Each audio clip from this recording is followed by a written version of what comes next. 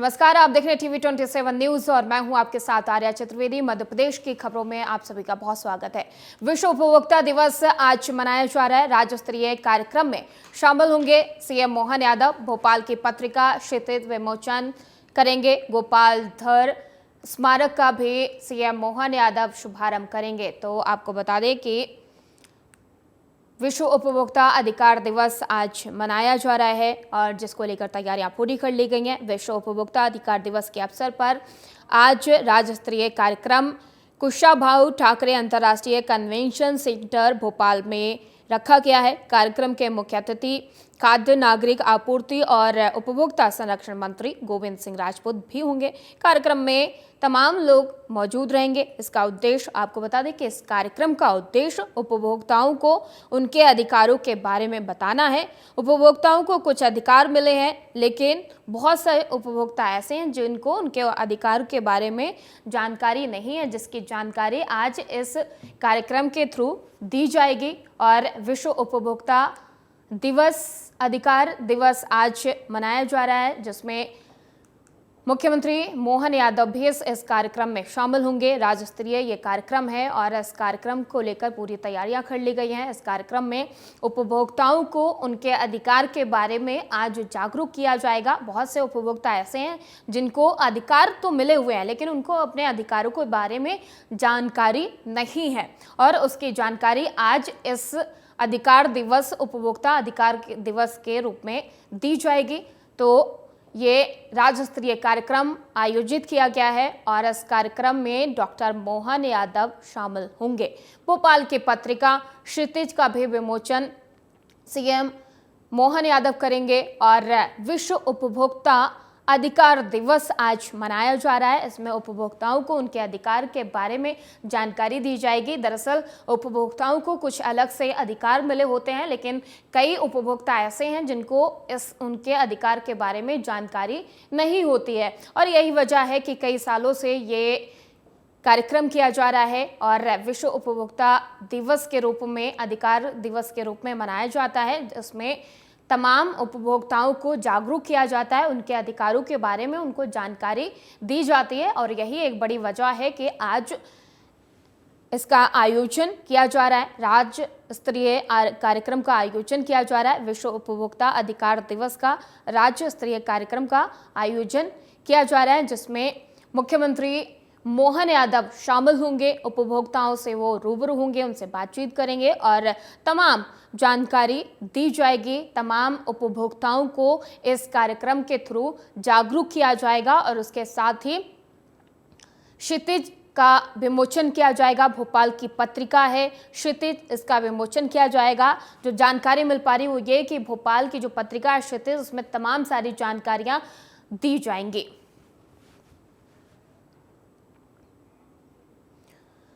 और खरगोन में प्रदेश के मुख्यमंत्री डॉक्टर मोहन यादव ने क्रांति सूर्य टंट्या भील विश्वविद्यालय के कैंपस का डिजिटल शुभारंभ कर बड़ी सौगात दी। इस दौरान 571 करोड़ 84 लाख रुपए सहित कुल 6 विकास कार्यों का लोकार्पण किया और इस दौरान सीएम डॉक्टर मोहन यादव ने विद्यार्थियों को संबोधित करते हुए कहा कि प्रधानमंत्री नरेंद्र मोदी का सपना पूरा हो रहा है।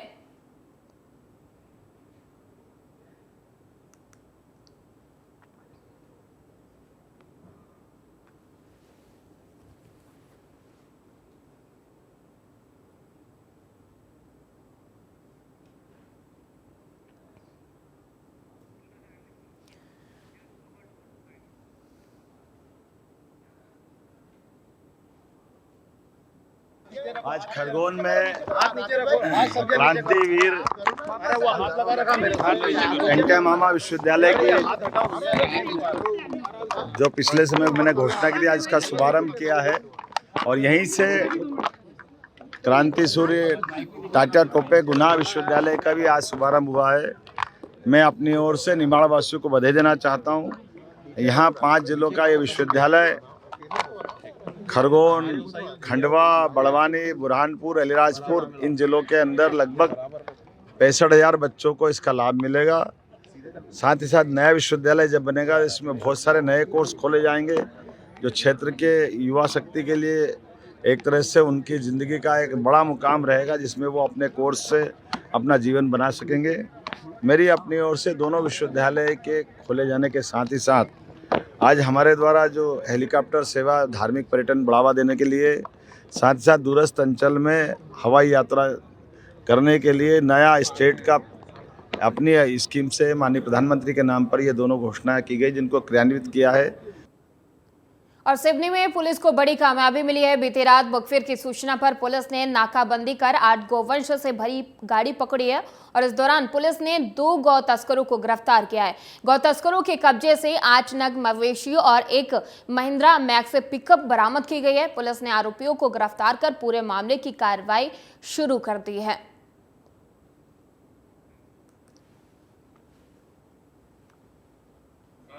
मुखबिर से सूचना मिली थी कि गोटे गांव तरफ से नागपुर की ओर एक पिकअप गाड़ी है MP20ZL 2966, उसमें क्रूरतापूर्वक अपने गौवंश भरे हुए हैं और वो अवैध रूप से परिवहन करते हुए ले जा रहा है। जो हमारे स्टाफ के द्वारा सेवरे डाबा महुआ के पास में नाकाबंदी की गई, गाड़ी को रोका, चेक किया तो उसमें 8 गौवंश क्रूरतापूर्वक बंधे हुए थे और जानवर परिवहन के संबंध में कोई दस्तावेज नहीं था। और इस वक्त की बड़ी खबर, देश भर में पहले पायदान पर भोपाल का राजभोग एयरपोर्ट पहुंच गया है। देश में पहले पायदान पर भोपाल का राजा भोग एयरपोर्ट ग्राहक संतुष्टि में मिली है 4.99 अंक की रेटिंग। दूसरे नंबर पर उदयपुर, तीसरे पर जम्मू एयरपोर्ट। तो एयरपोर्ट को पहले पायदान पे पहुंचा है। इस वक्त की बड़ी खबर आपको बता रहे, देश में पहले पायदान पर भोपाल का राजा भोग एयरपोर्ट पहुंचा। राजधानी भोपाल के राजा भोग एयरपोर्ट ने देश भर में प्रदेश का मान बढ़ाया है। प्रदेश के भोपाल का राजा भोग एयरपोर्ट पूरे देश में पहले स्थान पर आया है। ग्राहक जो संतुष्ट हुए हैं उन्होंने रेटिंग भी दी है और इस मामले में भोपाल के राजा भोग एयरपोर्ट को 5 में से 4.99 अंक हासिल हुए हैं। दरअसल राजा भोग एयरपोर्ट ने जुलाई से दिसंबर 2023 के ग्राहक संतुष्टि में पहला स्थान पाया है।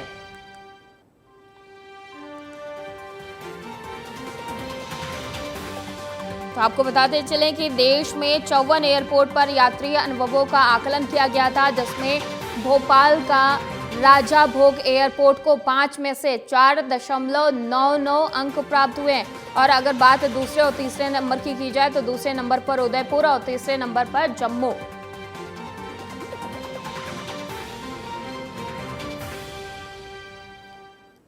तो आपको बता दें कि राजधानी भोपाल के राजा भोग एयरपोर्ट ने देश भर में प्रदेश का मान बढ़ाया है। प्रदेश के भोपाल का राजा भोग एयरपोर्ट पूरे देश में पहले स्थान पर आया है।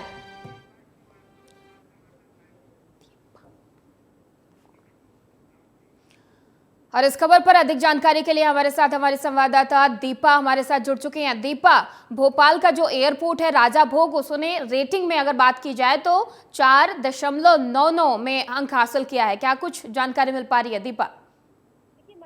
यदि हम बात करें तो नित नया आयाम जो है वो तमाम सर्वे में हासिल करता हुआ मध्य प्रदेश नजर आ रहा है। चाहे स्वच्छता की बात हो अब या फिर एयरपोर्ट रैंकिंग की ही क्यों ना बात हो, तमाम जगहों पर मध्य प्रदेश जो है वो सभी जगहों पर अव्वल जो है वो हमें देखने को मिल रहा है। अब अगर हम बात करें मध्य प्रदेश की राजधानी भोपाल की, तो यहाँ का जो राजा भोग एयरपोर्ट है उससे कस्टमर रिव्यू जो है उसके माध्यम से, यानी अगर कस्टमर सेटिस्फैक्शन की हम बात करते हैं तो कस्टमर सेटिस्फैक्शन के मामले में मध्य प्रदेश के राजधानी भोपाल का जो एयरपोर्ट है राजा भोग एयरपोर्ट, इससे 4.99 रेटिंग जो है वो मिली है। आपको बता दें कि airport authority of airport India का जो कह सकते वेबसाइट है वो साल में 2 बार 6 माह का सर्वे करती है। बिल्कुल दीपा, लगातार ये जो रेटिंग है वो की जा रही है। 54 एयरपोर्ट ऐसे हैं जिनमें पूरी रेटिंग की गई है, जिनका आकलन किया गया था और उसमें से सबसे नंबर 1 भोपाल का ये राजा एयरपोर्ट निकला है। तो यानी कि यहाँ पर जो सुविधाएं हैं वो यात्रियों को सही सलामत दी जा रही थी और यही वजह है कि यात्रियों को संतुष्टि मिली है।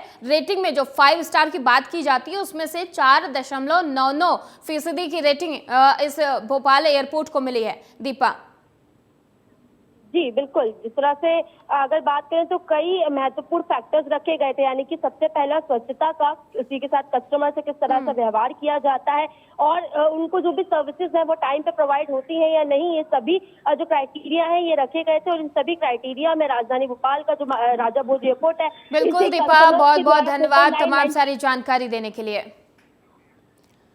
और भोपाल में खाकी की गुंडागर्दी का एक वीडियो सामने आया है। वीडियो में पुलिस अधिकारी खुलेआम गुंडागर्दी करते हुए नजर आ रहे हैं। वहीं 2 दर्जन दुकानदारों से मारपीट, गाली गलौज का आरोप भी लगाया जा रहा है। तो पुलिस की गुंडागर्दी का वीडियो लगातार सोशल मीडिया पर वायरल हो रहा है। बताया जा रहा है कि गाली गलौज का ये वीडियो है पुलिस अधिकारी का, जो लगातार सोशल मीडिया पर वायरल हो रहा है। अब लोग इस मामले के खिलाफ लगातार कार्रवाई करने की भी मांग कर रहे हैं। 2 दर्जन दुकानदारों से मारपीट करने का ये वीडियो वायरल हो रहा है। पुलिस की दबंगई का एक वीडियो तेजी से वायरल हो रहा है। बताया जा रहा है दुकानदारों से पुलिसकर्मी ने मारपीट की है, जिसका लगभग 2 दर्जन दुकानदार हैं जिनके साथ पुलिसकर्मी ने मारपीट की है, जिसका वीडियो भी अब तेजी से वायरल हो रहा है। तो पुलिस की दबंगई का ये वीडियो तेजी से वायरल हो रहा है, जिसमें पुलिसकर्मी दुकानदारों के साथ मारपीट कर रहा है और इसका किसी ने वीडियो बनाया, सोशल मीडिया पर वायरल कर दिया।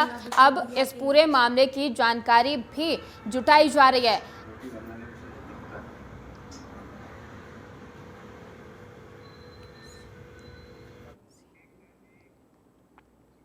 और सीईसी राजीव कुमार ने 2 नवनियुक्त चुनाव आयुक्तों ज्ञानेश कुमार और डॉक्टर सुखबीर सिंह सुधांशु का स्वागत किया। दोनों चुनाव आयुक्तों ने अपना पदभार ग्रहण कर लिया है। सीईसी राजीव कुमार ने इनका स्वागत किया है। नवनियुक्त चुनाव आयुक्तों का स्वागत किया गया है। सीईसी राजीव कुमार ने इन दोनों नवनियुक्त आयुक्तों का स्वागत किया है। दरअसल 2 आयुक्तों की वैकेंसी थी, रिक्त था उनका पद, जिस पर कल उनको नियुक्त किया गया है और जिनका स्वागत सीईसी राजीव कुमार ने किया है। तो नवनियुक्त चुनाव आयुक्तों का स्वागत किया गया है। जो मुख्य चुनाव आयुक्त हैं राजीव कुमार, उन्होंने इन दोनों आयुक्तों का स्वागत किया है।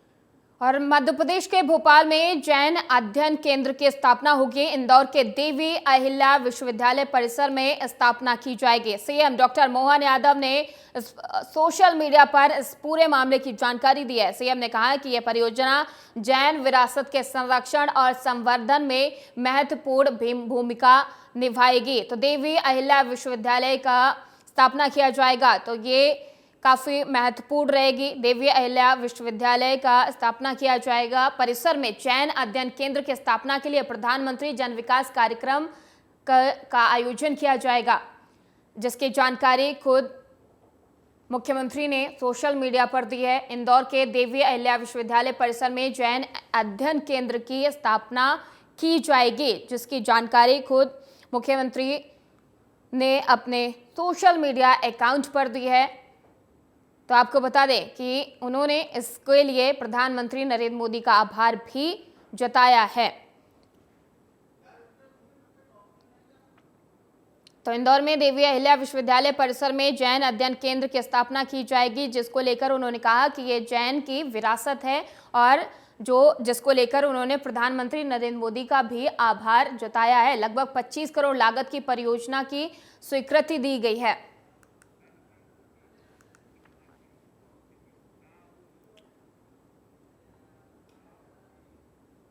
चलिए अब बात करेंगे हमारे छत्तीसगढ़ की। आपको बताते चले कि राजनांदगांव लोकसभा चुनाव के प्रत्याशियों की घोषणा होने के बाद कांग्रेस भी जोर शोर से जुट गई है। प्रत्याशी बनाए जाने के बाद पूर्व सीएम भूपेश बघेल आज खैरागढ़ जिले के प्रवास पर पहुंचे, जहां उन्होंने मां दंतेश्वरी सिद्धपीठ रुकड़ स्वामी पहुंचकर पूजा अर्चना की और इसके साथ ही राम मंदिर के दर्शन कर ब्लॉक कांग्रेस के कार्यकर्ताओं की बैठक ली। बैठक को संबोधित करते हुए भूपेश बघेल ने कहा कि आप लोग चाहते थे कि मुझे राजनांदगांव लोकसभा से लड़ना चाहिए और पार्टी हाईकमान ने आप लोगों के इच्छा के अनुरूप मुझे यहां का प्रत्याशी बनाया और अब लोगों को विधानसभा की तरह इस चुनाव में भी डटकर मेहनत करना है, कोई कार्य असंभव नहीं है। वहीं बीजेपी के 400 पार के पर कहा कि ये मुंगेरी लाल के हसीन सपने हैं।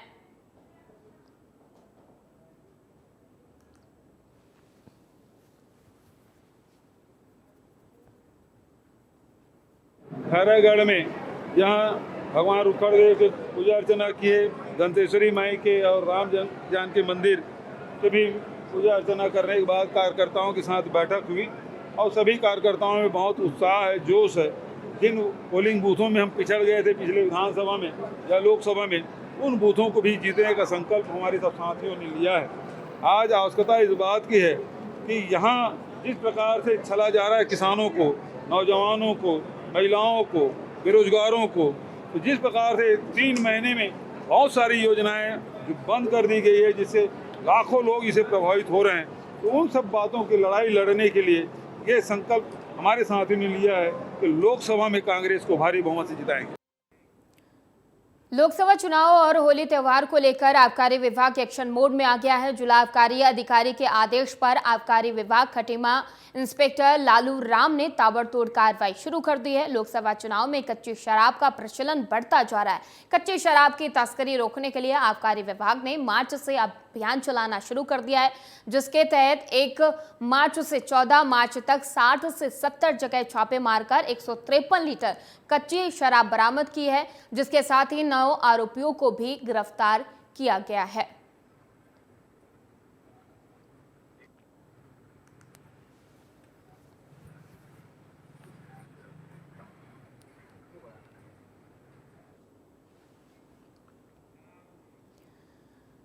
और कांकेर पुलिस का अवैध नशे के खिलाफ अभियान जारी है। इस अभियान के तहत पुलिस ने एक गांजा तस्कर को गिरफ्तार किया है। पुलिस ने तस्कर के घर में पानी की टंकी में छुपा कर रखे गांजे को भी बरामद किया है। पुलिस ने गिरफ्तार तस्कर से पूछताछ कर मामले की जांच पड़ताल शुरू कर दी है।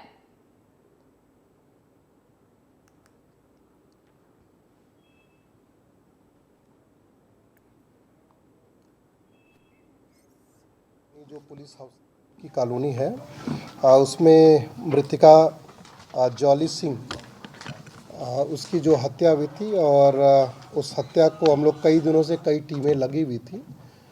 इसको हम लोग कई एंगल से देख रहे थे, इसलिए पुलिस थोड़ी सी पजल थी, विशेषकर कैमरा का बंद होना, इसमें 2 मोबाइल फ़ोन गायब होना। फिर लेकिन अच्छा चीज़ ये था कि उसमें एक कम से कम एक कुछ क्लू हम लोग को मिला था, एक हवाई टिकट मिला था।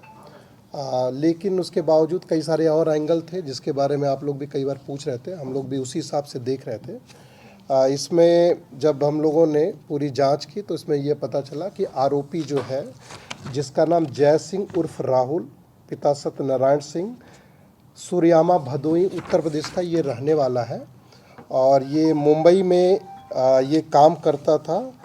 पिछले 4 सालों से जो आरोपी और मृतका के बीच सोशल मीडिया से इन लोगों के संपर्क हुआ था। रायपुर के आमा सिवनी इलाके में पुलिस कॉलोनी में पुलिसकर्मी के पत्नी की हत्या मामले का खुलासा हुआ है, जिसकी जानकारी देते हुए एसएसपी संतोष सिंह ने बताया कि हत्या का आरोपी जयसिंह उर्फ राहुल सूरमा भदोई उत्तर प्रदेश का रहने वाला है। आरोपी के मुताबिक मृतका जॉली सिंह और उसके बीच प्रेम प्रसन्न थे और मृतका जॉली जयसिंह पर लगातार शादी का दबाव बना रही थी।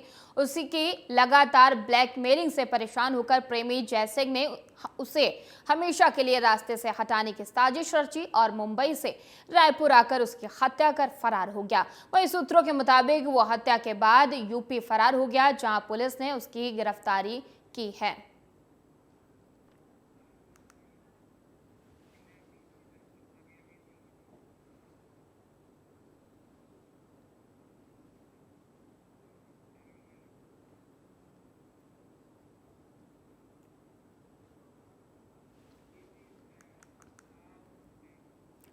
पुलिस अधीक्षक और एसडीओपी सारनगंज के मार्गदर्शन पर थाना क्षेत्रों में होने वाली अवैधानिक कार्यों, ऑनलाइन सट्टा, जुआ सट्टा खेलने वाले व्यक्तियों पर थाना सारगंज पुलिस के द्वारा सख्त कार्रवाई की जा रही है। और इस दौरान पेट्रोलिंग मुखबिर से सूचना मिली कि ग्राम सराईपाली गोमरडा के जंगल पर कुछ लोग काट पत्ती नामक जुआ खेल रहे थे, जिसकी सूचना पर संयुक्त टीम ने मौका घटनास्थल पहुंचकर घेराबंदी कर नकदी रकम 4 लाख रुपए और 52 पत्ती ताश, 8 नग मोटरसाइकिल और 13 नग मोटरसाइकिल जब्त किए हैं। साथ ही आरोपियों को गिरफ्तार कर आवश्यक कार्रवाई शुरू कर दी गई।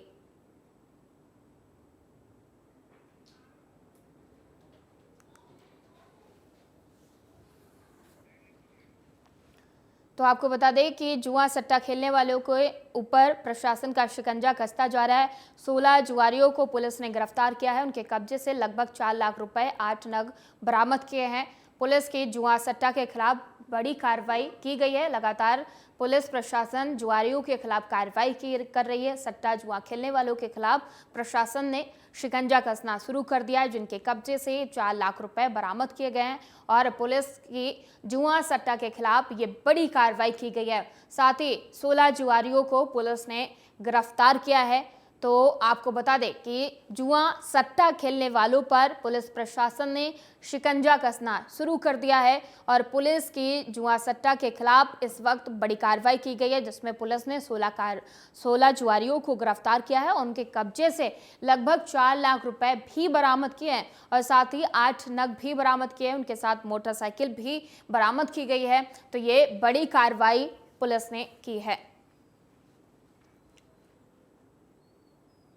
थाना कोतवाली के सरायपाली एरिया में कुछ जुआ पड़ लगने की सूचना मुखबिर से प्राप्त हुई थी, जिसमें माननीय पुलिस अधीक्षक महोदय के द्वारा त्वरित कार्रवाई करते हुए एक टीम का गठन करके रेड की कार्रवाई कराई गई, जिसमें लोग वहां आरोपी गण मिले, जो 16 आरोपी गण मिले, जिनके पास से कुल 4,83,000 रुपए करीब राशि प्राप्त हुई। उसके अलावा 13 नग मोबाइल और कुछ गाड़ियां मिली हैं, जो कुल मिला के लगभग 8.5 लाख रुपए के आसपास जुर्माना राशि का जब्ती की गई है। और उनके विरुद्ध विधिवत कार्रवाई करते हुए जुआ एक्ट के तहत कार्रवाई की गई है और पृथक सेक्शन 51 की कार्रवाई की जा रही है। और 13 आईएएस अफसरों के तबादले किए गए हैं। उनके विभागों में बदलाव किया गया है। 13 आईएएस अफसरों को अतिरिक्त प्रभार भी सौंपा गया है। सामान्य प्रशासन विभाग ने ये आदेश जारी किया है। तो 13 आईएएस अफसरों के तबादले और उनके विभागों में बदलाव किया गया है।